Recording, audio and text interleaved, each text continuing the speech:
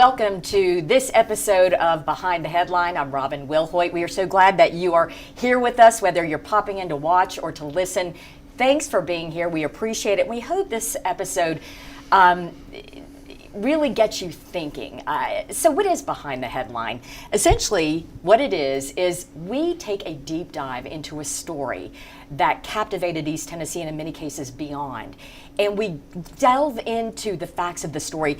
And we also talk to the journalists who covered the story, the people who sourced the information, who curated the information needed so you could see it either in the newspaper or on TV. So I'm so happy to welcome our journalists who are going to be delving into this week's episode. Jamie Satterfield, longtime reporter at the Knoxville News-Sentinel. We appreciate you being here. John North, longtime reporter at the Knoxville News-Sentinel. Now we are happy that he is here at WBIR doing great investigative work. Thank guys. you. I'm happy I'm here. We're always happy you're here. We're sad to let go of it. I know, but hey, we benefited from it, right? All right. Exactly. But so yeah, we want to delve into this week's episode of Behind the Headline, and it's going to take us all the way back to January 6th, 2007. On this particular evening, a young couple, Shannon Christian, Chris-Newsom, had gone out for a date. They were in the parking lot of an apartment complex in North Knoxville when all of a sudden they were carjacked, kidnapped, tortured, ultimately murdered. This is the story we aired here on WBIR in the hours after this crime came to light. Take a look. The street. I mean, that could have been anybody. Anybody. Stephanie Ross lives a few doors down from the house on Chipman Street where police recovered the body of Shannon Christian. And I'm really so happy that they got the two guys. Those two guys are Lamarcus Davidson and Latavius Cobbins, taken into custody along with a third man, George Thomas. They were suspects of a carjacking, two brutal murders, possibly the rape of the female victim, and then they fled to the Lebanon area here in Kentucky.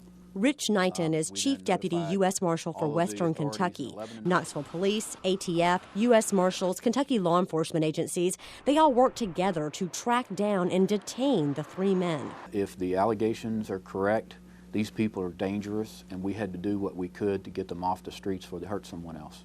Knoxville investigators have not discussed the details of the double murder.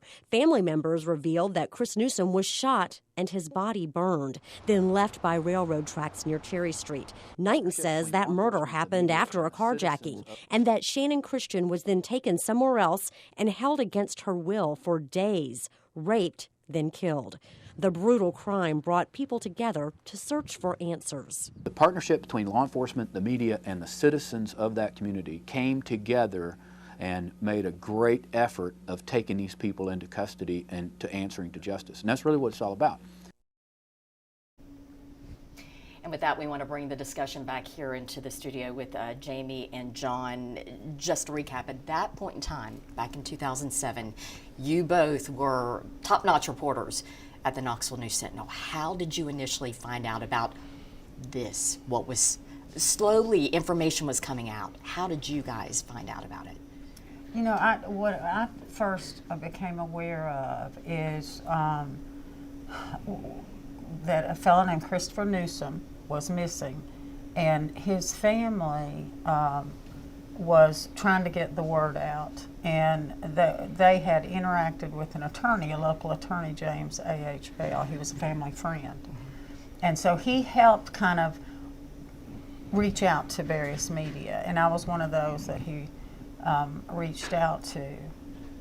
So the first thing I became aware of was that Christopher-Newsom was missing. And as part of that, then we find out that he had been on a date with this lady, Shannon Christian, and that they essentially, both of them, had disappeared. And so when I first became aware of it, one body had been found and was at the morgue, had not been identified yet. Okay. You didn't know? So didn't know anything beyond that. What I did know though was that this was highly unusual. These were young, middle class, folks that not known to have any kind of drug problems or anything that would have put them, by their own conduct, at risk. And the truth is, and we're blessed in East Tennessee, that it's really rare to have stranger on stranger crime. We think it's common because we see so much on TV and on podcast and all of these things. But the truth is, 9 times out of 10 in a murder situation or any violent crime situation, the two sides kind of know each other, and there's a backstory and a history. There seemed to be no explanation here for why these two had dropped off the planet. Very responsible children, children to the parents. But so there was that. That's what caught my attention most is where are they? Just from the newsroom perspective, as Jamie says, the first thing that happened that we knew something was up was the discovery of this burning body along the railroad tracks. And that's very rare. As some folks may know, but if you don't, by way of explanation, in a newsroom, especially if people sort of are well sourced, we begin to pick up things, we begin to learn things. There are things that we are told on the record, but you can usually tell if something is really horrific, you're going to get a sense of this one's going to be really bad. Yeah. You got that sense. And that was definitely the sense in the newsroom. As I say, Chris was found, we didn't know it was Chris, Sunday morning in January, kind of a slow time. And that was what we knew at that point, and that's what we were saying, is this body has been found by the railroad tracks. The story kept unfolding because, remember, Shannon had not been discovered yet. She wasn't going to be discovered until what, the next day or 2 days later? Tuesday. Yeah, Tuesday. So In there's a home very close, Chipman Street. very close to the railroad tracks. By the way, that story got my attention because I live a mile from where Chris's body was found and where Chipman Street is. So I was like, what's going on? And to that point, and you alluded to this, Jamie, I remember it creating just a sense of fear in Knoxville in general, not just in a specific community, but throughout the city.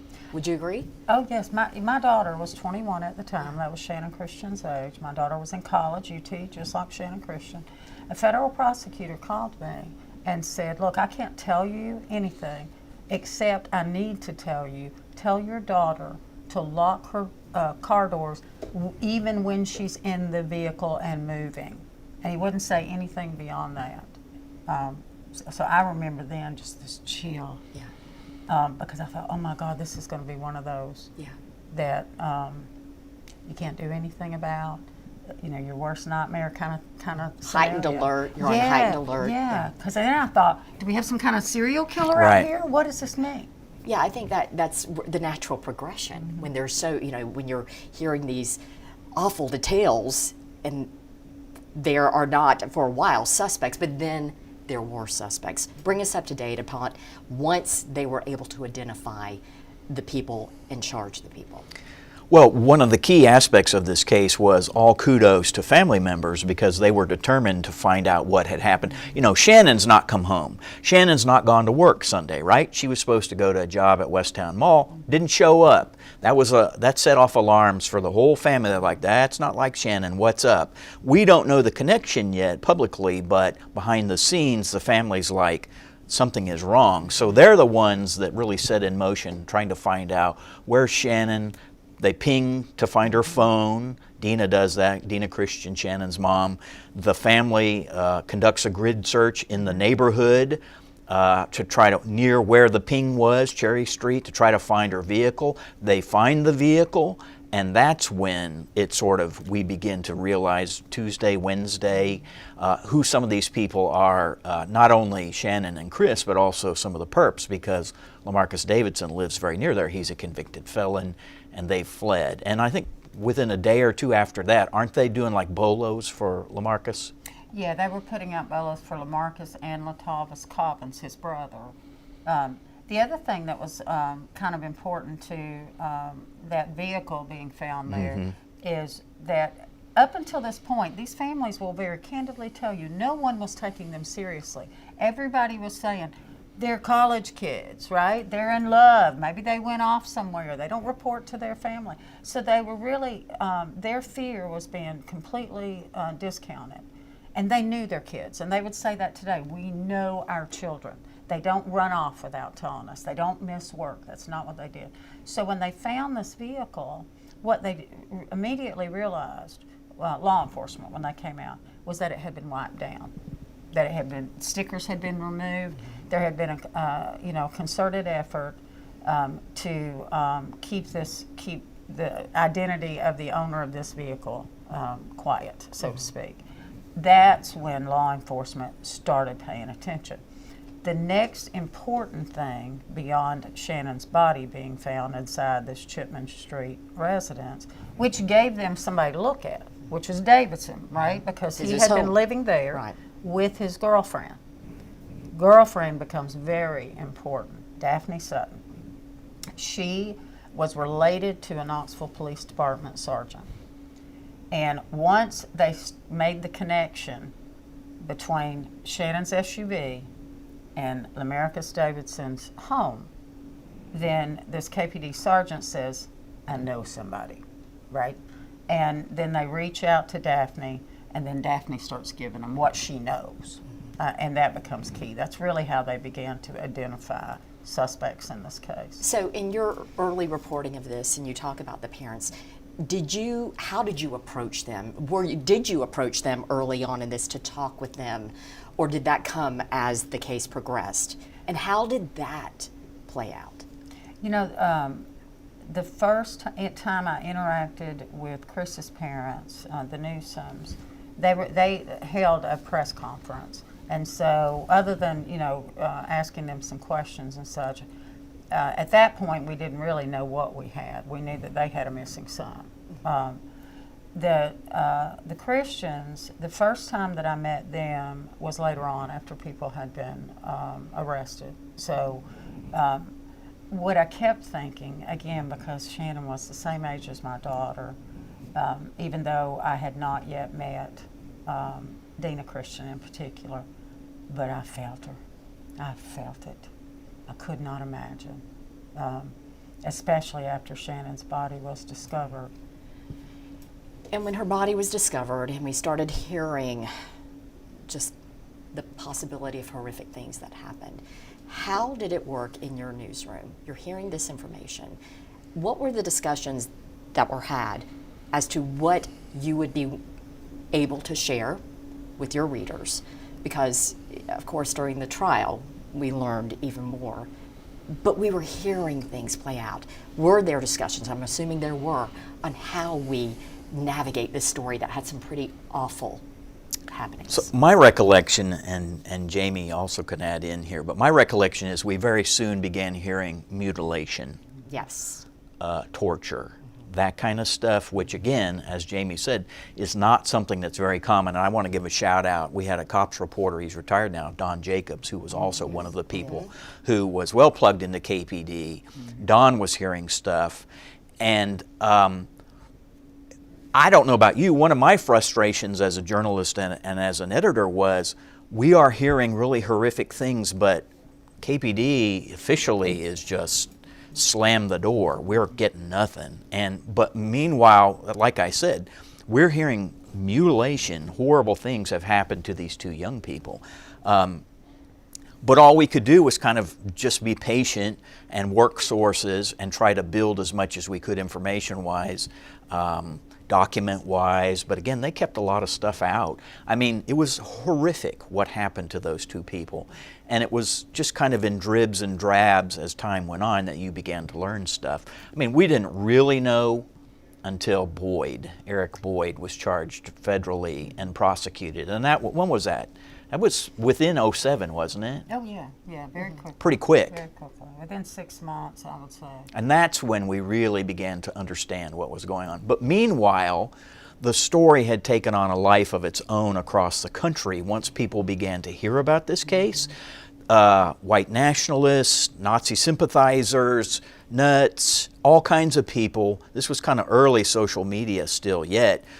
They were hearing it from outside the state of Tennessee, and they were calling the newsroom. And they were probably calling BIR too, I imagine, right? No doubt. We were getting calls. I'd get calls from people saying, you're not telling the truth about this case. Okay, this is a perfect segue then, because to that point, let's fast forward to June of 2007.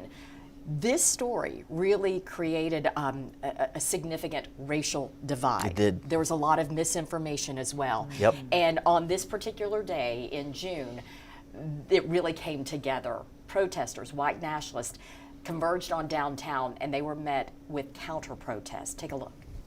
Always remember Shannon and Christopher! A shouting match on one side. What looks like a party on the other. They just want to have a good time because clowns have no concept of hate. Opposite viewpoints divided by downtown Knoxville's Main Street, plus lines of law enforcement officers carrying gas masks. Those in uniform appear to outnumber both sides. Where are you from? I'm from New York State. I'm from Maryland.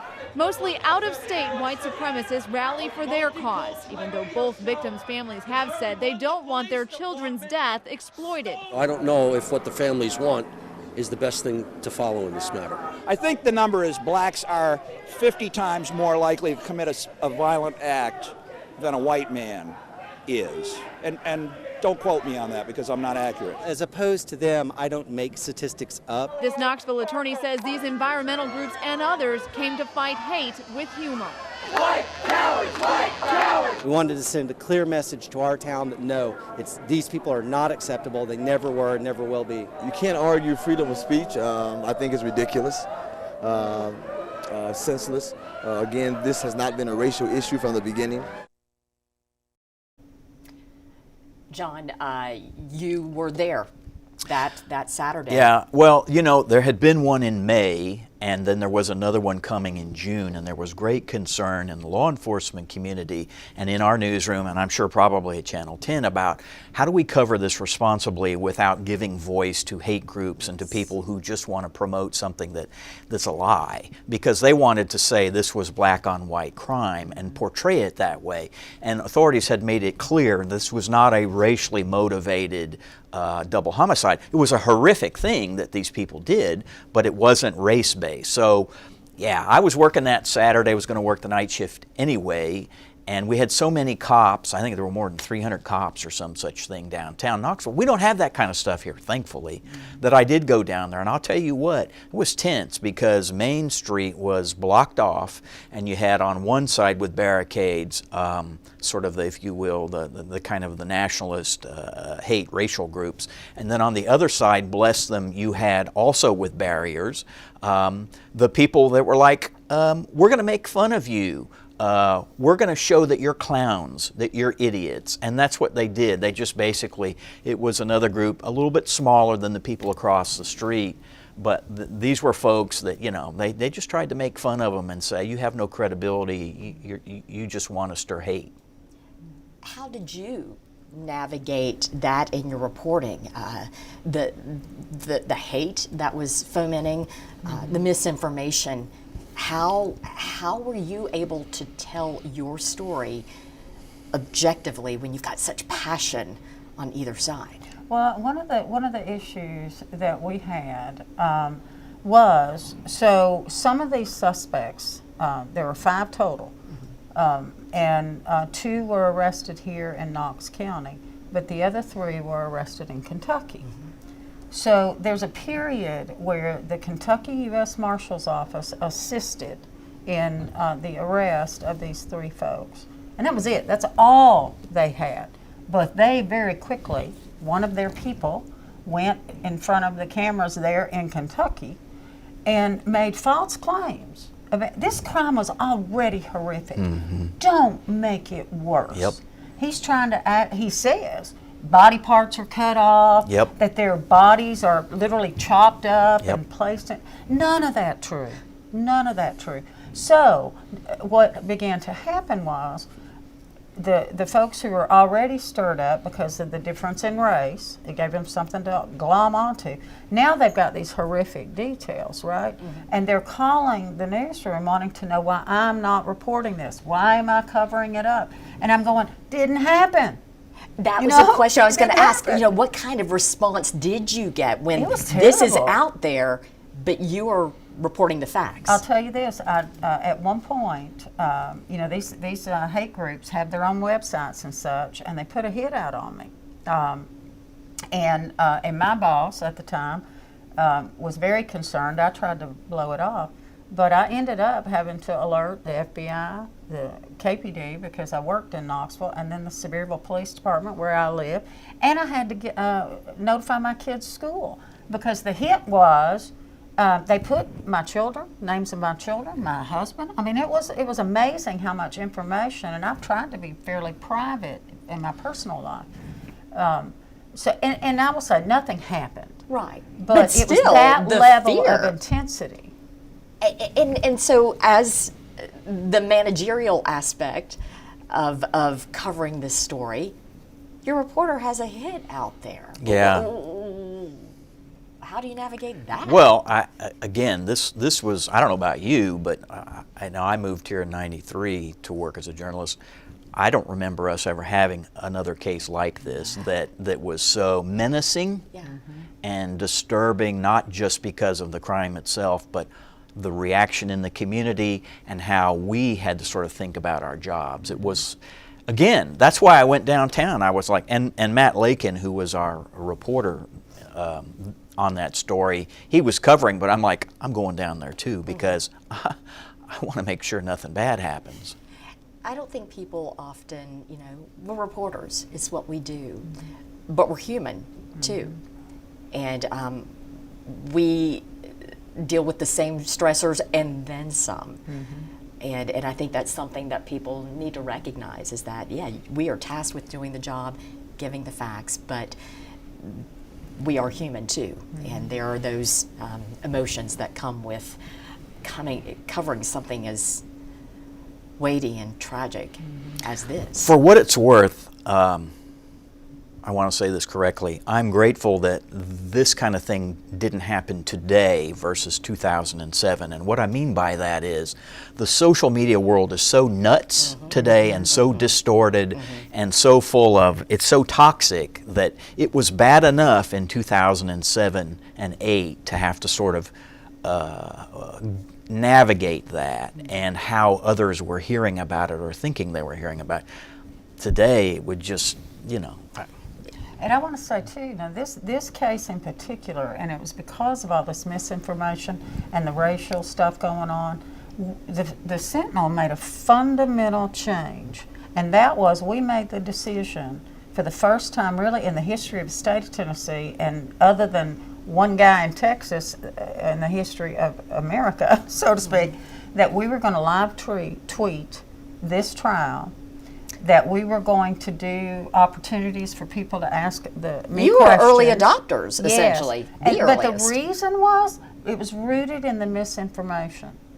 Because there was so much misinformation and you're battling the whole of the internet, that's one of the things, and I'll give Jack McElroy was our editor at the time, and then Tom Chester was the news god. I don't even know what his proper title is. That works. But both of them were really insistent that part of what we need to do is get out accurate information and interact with our readers to give them and allow them to ask these questions, so that it was very pivotal. And that today, in today's world, some of the things that we did in the Christian-Newsom case are routinely done, but it was a first for us. It's relational, if you will. There's a give and take as opposed to we're just giving you consume, for sure.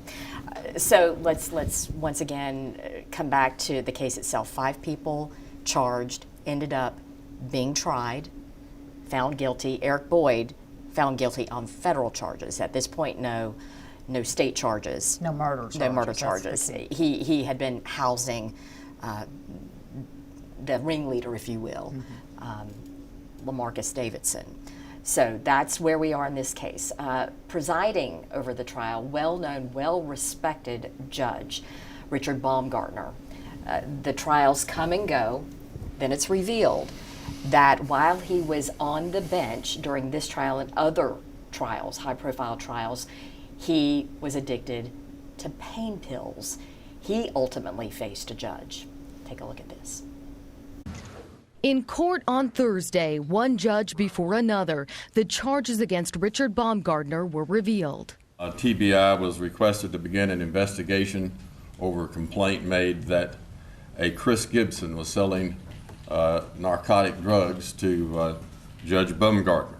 40-year-old Chris Gibson had appeared in Baumgartner's own courtroom, allegedly selling the now former judge between 10 and 20 pain pills 2 to 3 times a week from November 2009 to September 2010. I take absolute and full responsibility for my conduct. I am solely at fault for what I have done, and I accept that. Baumgartner, who has handed out verdicts and sentences for 19 years, entered his own plea guilty to 1 count of official misconduct. Prosecutors say he failed to revoke Gibson's probation when he should have, all to protect his access to pain meds. I deeply regret that I have brought disfavor on the judicial system. In the end, Baumgartner received 2 years of judicial diversion, meaning he won't see jail time or have a criminal history if his record stays clean. It's going to take a period of time to remove the cloud that his conduct has caused on this judicial system. The first step, it seems, was for the 63-year-old judge to resign. There's going to be a meaningful role for him in this community. What that is, we'll find out in the future. The two of you spent a lot of time prior to the Chris Newsom case in Baumgartner's courtroom. How stunned, or were you stunned, when this revelation came? I'm going to let John begin. Well, I'll start. He was the court reporter before I'll start. I started covering. Okay. So I covered him in the 90s, and I was there every day, and usually sat in the front row, which I think you did as well. And I knew him really well. He was media friendly. He would welcome you into his chambers, and in the 90s, he was fine. Now, he liked to party. Back in his chambers, he had a picture of him and Bill Clinton when Bill Clinton was running for president. You remember that? It was Clinton leaning against a pillar, and Bill Clinton was a story in himself in the 90s. But, you know, he was good looking and tall, and he had sort of a quality. And Baumgartner was a Democrat and had backed Clinton. So I used to look at that and sort of think, But the judge, you know, he only, I can remember a couple times he had some health issues which were said to be like low blood sugar or something like that. And he did like to have a scotch, which is fine. You know, there were a couple times when I went out to dinner with him. That's fine. And he had back problems. I knew that. He had back problems. But by 2002, I was at the News Sentinel as an editor and only sort of vicariously following what was happening in the court system through Jamie, Randy, Kenner, some of the other people who cover the courts for us. I genuinely didn't pick up that there was something really, really wrong until the day we were broadcasting and carrying live the verdict. Now, I didn't remember which one it was. Somebody, Paul Brown here, told me it was Vanessa's verdict. I just remember watching it, and the jury foreman is trying to give the verdict, and Richard he's in a fog. There is something really wrong with him. And I remember I got out of my chair and walked closer to the monitor, and I'm like, what is wrong with him? You're in the courtroom. I'm like, what is going on with him? Is this a health thing? What is it? Because he just couldn't get it. It was like, I think the jury foreman had to repeat things. Yeah. And the courtroom is packed. And I'm like, what is going on? So it had to be that much more pronounced in person. Let me tell you what most people don't know is what happened prior to him trying to do that verdict. I am smoke-free today, but at that time I was a smoker, a militant smoker. And so I would go outside. There's an area of the courthouse, a walkway that you can smoke. I walk out there, and the judge is sitting out there on a bench, and he's bent over, and he's got a cigarette. He was a smoker. He had a cigarette in his hand. It had stopped burning. It's how long he had not been puffing on it. Right. And he's bent over, and I thought, and we were on verdict watch. I thought something was wrong, like he was having a medical episode. Yeah. He was getting up in years. And so I reach out to kind of push his shoulder, and he pops up, and he starts talking to me as if we're in the middle of a conversation. So, and I didn't know what to do. Honestly, it's one of the rare times in my journalism career that I was just flummoxed. So I went to a bailiff, and I said, I think something's wrong with the judge. And I'm not going to say the bailiff, but he said, we'll take care of it. It's okay. Yeah, they protected him. Yes, that's exactly what They happened. protected him. And so it was known. And not just them either. A lot of people protected him. Yes. But so then when he starts melting down literally on the bench with this verdict, in my mind I'm thinking, oh my God, I mean, there's something seriously wrong. Just like John, he had a reputation as being a partier. Yeah. We knew this, so, but this, what he was doing on the bench it was clear that he was stoned out of his mind. I wasn't even sure if he was going to make it through taking the verdict. Yes. I mean, that's how bad it was. I was like, come on, come on, come on. I'd love to have talked to that jury foreman and see what was going through his head. But I'll tell you, the very next day, so I have a conversation with the editors at the paper, and a decision is made that we're going to start monitoring.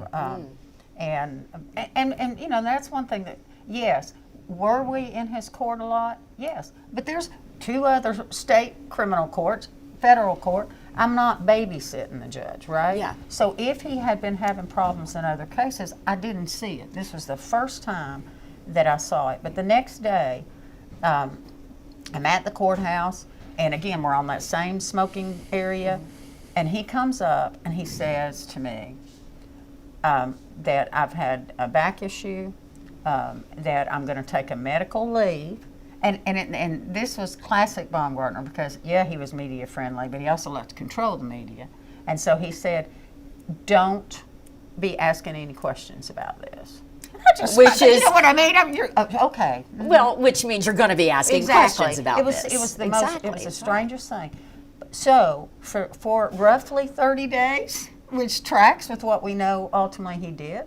But he clearly went to a treatment program really in order to satisfy the board that polices lawyers and judges. But we later learned that he had been placed in some kind of assistance program and he had to do this. But he comes back after 30 plus days and he seemed better. He seemed stronger. He seemed more lucid. I actually covered a trial, another murder case in his court when he got back, and I thought he's going to be okay. Whatever this is, he's going to be okay. Until he wasn't. And then ultimately, it threw so many cases that he presided over in a tailspin. Christian-Newsom. It was disastrous, really. Yeah. I mean, early on, that broke in like early 2011. Right. I was on vacation in Florida, and a defense attorney who I know well, and you know well and respect, called me, and I was like, oh my God, it's now making sense. But it was disastrous because suddenly anything he had touched was in question, including Christian-Newsom. And we had all these trials which were wrenching and god-awful for the community and the family, and now it's like they may have to all be thrown out.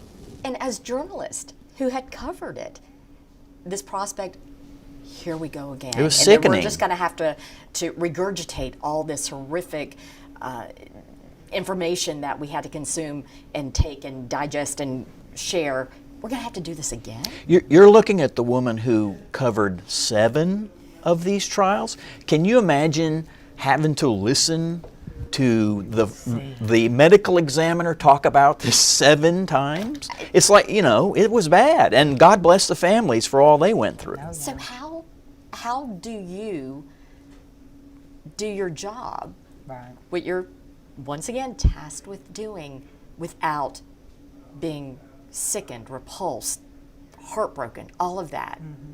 I struggled more in this case than any other that I covered And even today, the image that I cannot get out of my head is when the medical examiners have removed Shannon from that trash can, which is horrific enough.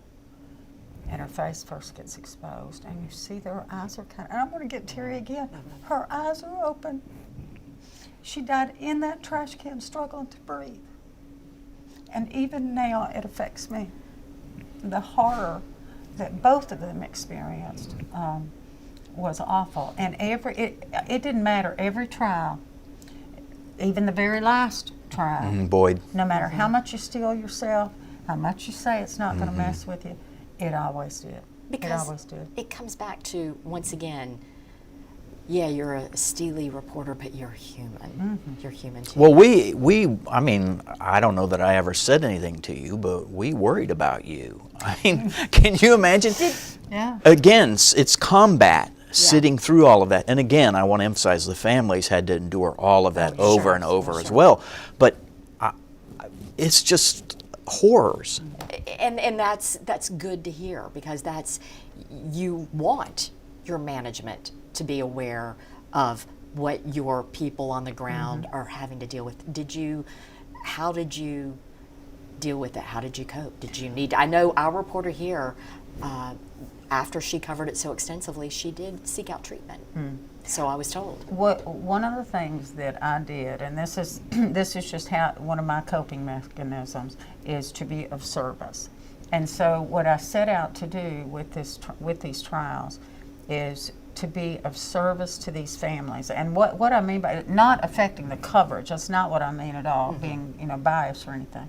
But what I do mean is they had questions. What I think that we in journalism don't always understand, especially when you're covering criminal cases, is that these families are suddenly immersed. We know the system. We know how it works. We understand when a judge does this or that. I knew why he's doing this, and they didn't. And so they're thrown into this with these and having to go through all of these things. And so that's one of the things that when I would get really trouble and want to go, I don't know that I can do this anymore, I would think about Dina, Christian. I would think about Mary, Newsom, and their siblings and that family. And I did. I got close to them. I spent more time with them than I did my own family when you add up the number of days we were in court. Hugh Newsom used to keep up with that. He got over 300.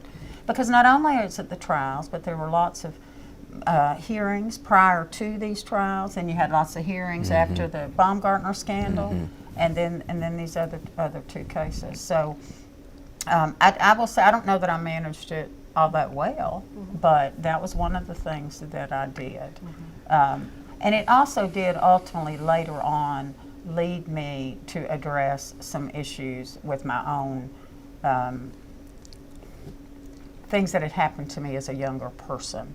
That it brings things to the surface that I had just stuffed down and needed to deal with. Which a lot of us do and don't want to admit. By the way, I need to correct myself.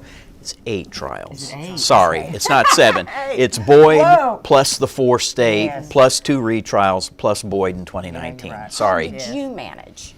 I look at John North, and he's just this straightforward, we're going to get it done. But once again, you were internalizing a lot of what you were seeing, what you were hearing. I probably still, not this, I mean, this case is horrible, but maybe in my life, I probably candidly haven't confronted some of the stuff like I should, because when you do what we do, you are exposed to things that really kind of go to the very stem of your brain in terms of how bad people can be to each other. So I probably I'm due for that moment where some of this stuff kind of I confront it or whatever. I probably should do that. Probably be good for me to cleanse it out. But this one, there were some moments I just had to sort of look down. I just had to just look away and just say,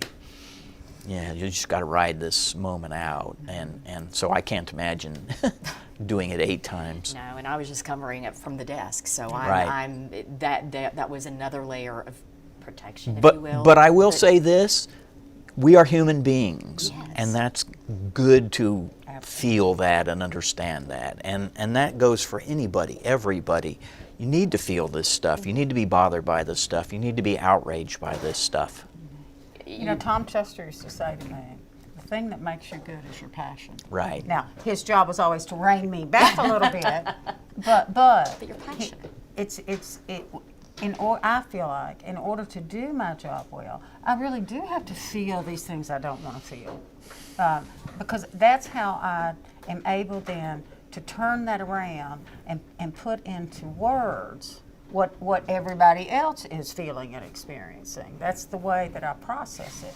So by some measure of necessity in our jobs, it is the very exposure to these very painful things that make us good at what we do, weirdly enough. Well said. Well said. Okay, John, you made this point. 8 trials. The last trial, many years later, Yeah. we had talked about Eric Boyd. Yeah. He was charged federally, but eventually those state charges of murder came about. And this was really, I don't want to say the beginning of the end, but in many respects. But he did face a judge, and we'll take you to the courtroom for that ruling. In court Wednesday, Eric Boyd says he's not giving in without a fight, telling a judge he's not guilty.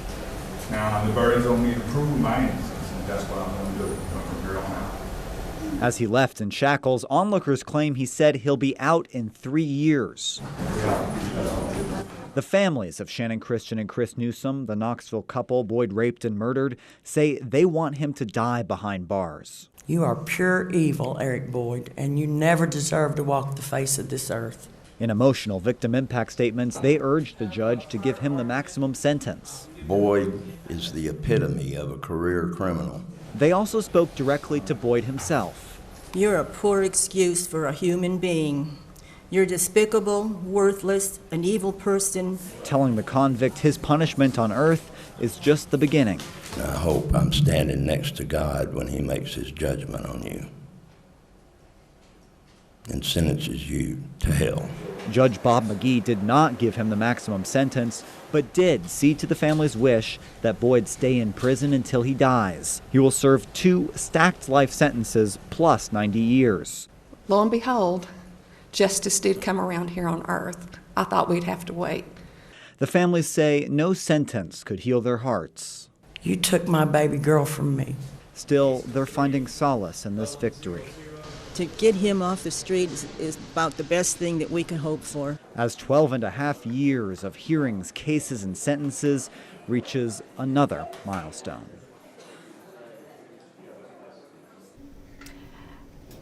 Eric Boyd, always defiant. Always defiant. Absolutely. You know, the very first time we laid eyes on Eric Boyd, when I say we, journalists, the family, they bring him into federal court on this harboring charge, and this is in the very beginning of this case, so in 2007. They bring him in, and this is the first time that Shannon Christian's father, Gary, is able to see face-to-face these defendants. So you can imagine the heightened emotion. Lamarcus Davidson, Latavis Cobbins, George Thomas. Vanessa was not in the courtroom at that point. They're looking down.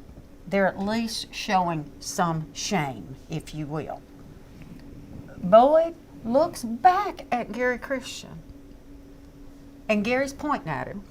He's livid, of course, but Gary is kind of pointing at him.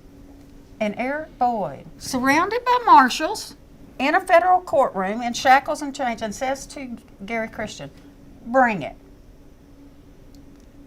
And that tells you everything you need to know about Eric Boyd. And that then continued in the second trial and the sentencing.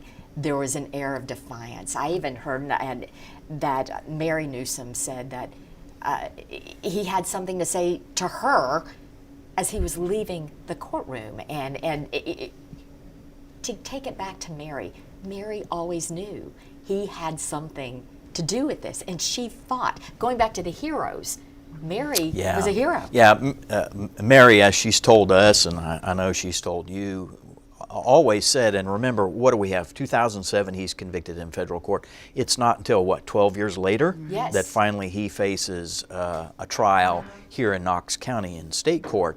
All of that time, Mary and Hugh are like, we can't forget Eric Boyd. He can't get away with this. He had to have done something. He was there that night. He was in the house that night. Latalvis Cobbins had testified that he was there, that he came into the house. He provided the vehicle. Yeah, he had the vehicle. So it was always kind of like, all right, when is Eric Boyd going to get prosecuted? And Mary and Hugh had worked first on Latalvis, thinking maybe that Latalvis would cooperate and testify so that we could hear the truth about Eric Boyd, and then Latalvis backed out. But George Thomas was Latalvis. He said he wanted to go free. Yeah. He somehow thought that he didn't have culpability in this case. Right. Even it's sort of like, buddy, I mean, Scott Green was his lawyer. You were there. Scott Green, who's now a judge, had told him, do not testify, do not take the stand. You are about to make a significant mistake. And Cobbins was insistent. He was as culpable as anybody, and then he proceeded essentially to dig his own grave and then throw the earth on top of himself. But he didn't, he backed out, probably always was gonna. Right. And then George, the Newsoms, got George to agree to testify against Boyd. And to this day, they are all behind bars, most of them. Yeah, they are. Davidson on death row. Yes, he is in Nashville, yeah. Vanessa got the lightest sentence, Vanessa Coleman. So she may well roll out of prison alive, but the other ones will not. I think what is profound all these many years later, Shannon and Chris, their legacies, if you will, they still live on. Their families still tell their story, and they go into the community to do good. There's I know a motorcycle ride. I know there's been a baseball tournament, a scholarship. In Shannon's name, that every year a University of Tennessee student is awarded a scholarship in her name. And then the Newsoms also have set up a similar scholarship fund, and they have a baseball tournament every year. What lessons did each of you learn from this very protracted story? I think from a journalism standpoint, what I learned is how valuable it is to have media organizations that tell the truth, that we persisted in telling the truth even when others wanted us to shade it for their purposes. So it made me proud of, I think overall, I think the local journalists here, and I want to say the Sentinel did the best, but the TV stations did tremendous work in this case too. I'm not going to minimize that, but I feel like that we gave some of the best coverage, that we allowed the public to know every detail they wanted to know. There was nothing that we didn't attempt to answer. Because that's one thing we've got to realize is, yes, this is devastating for families, but this type of crime is frightening to the community. Because it's easy to go, well, I don't deal drugs. I'm not in danger. I don't live near Cherry Street. Yes. It's not my problem. Yes. So, and there are people still today. I heard somebody ask me the other day something about Cherry and mention this case, and I go, Cherry Street has nothing to do with this case, if I haven't said that a million times. Location. Yeah. But anyway, the idea that this could be you, it could be your children. And so in that way, I think that giving folks all the information that they need to process this, and so that was one of the things that I was really proud of that we did. John, here in your capacity at WBIR, an amazing investigator, but you're also an amazing teacher, mentor. Young people starting out reporting, how would you prepare someone to take on a story like this? Because you did it. How do you start that process of getting them to, okay, this is a tough story to tell, and it's going to get tougher, but this is the process. Oh boy, well, this would be one. This would be an experience. I think there are several things I would attempt to tell a reporter. First of all, show respect for everybody involved in this situation. The families, show immense respect and do your best to show empathy, even if you're not going to be trying to get things from them. Recognize them, acknowledge them, know that they are there, because in a sense, it becomes their courtroom, right? Yes, the defendant is the one on trial, but the families are there and they have been through something horrific, and you need to show respect for them.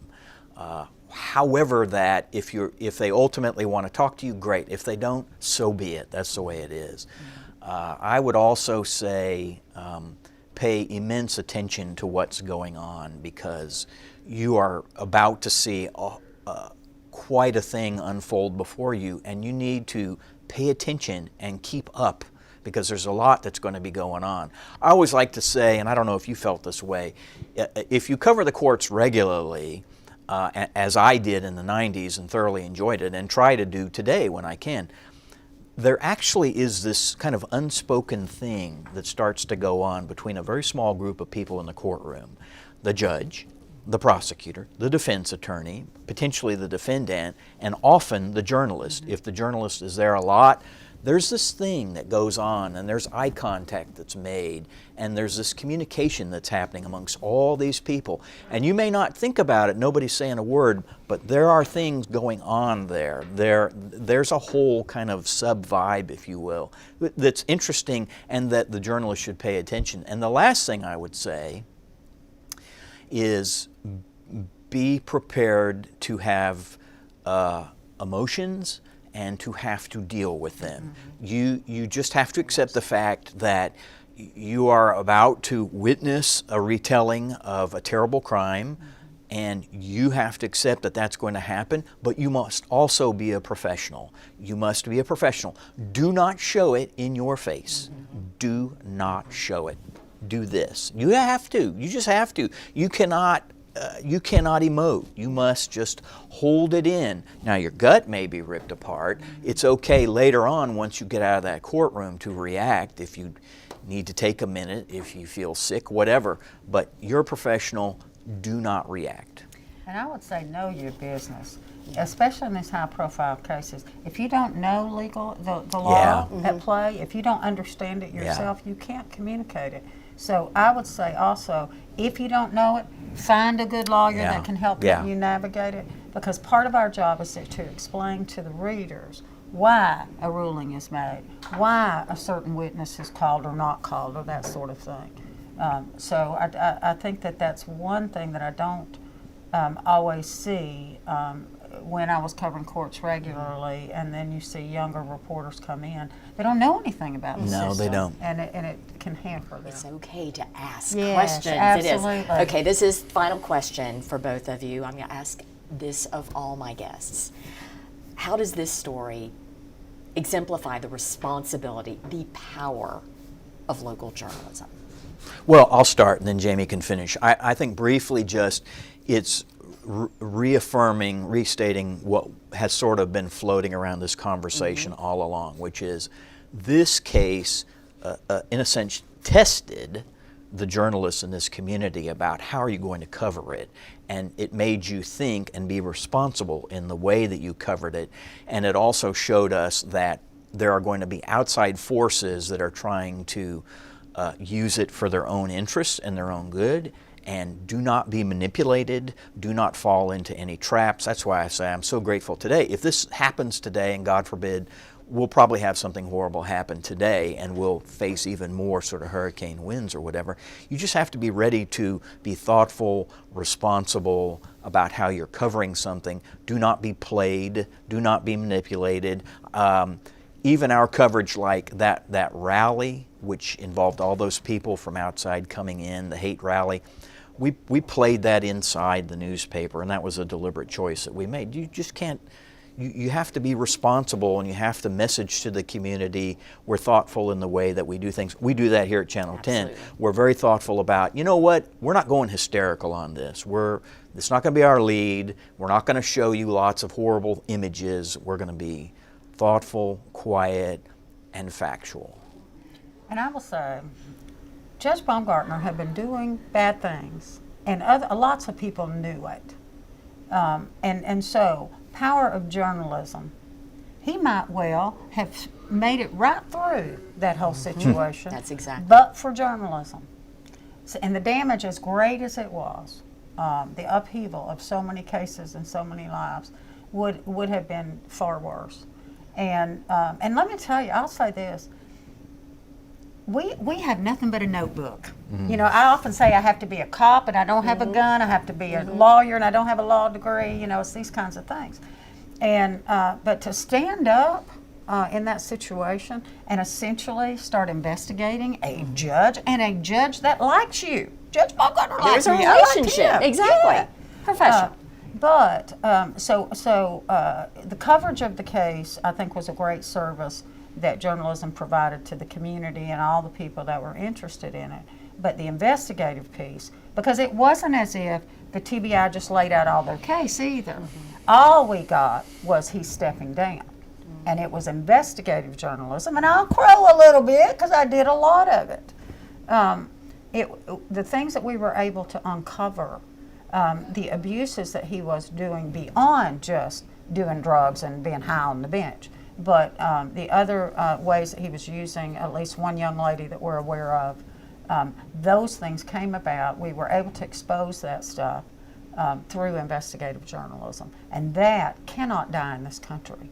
It cannot, because we all, innocent people, are going to be impacted when people in power have nobody to check them. And I think that is a perfect way to end this conversation. Jamie, John, thanks for taking us behind the notebook, behind the headline. I appreciate it so much. And I hope you've enjoyed this conversation, learned something, took something away from it. If so, join us again for the next episode of Behind the Headline. Until then, have a great day. We'll see you next time.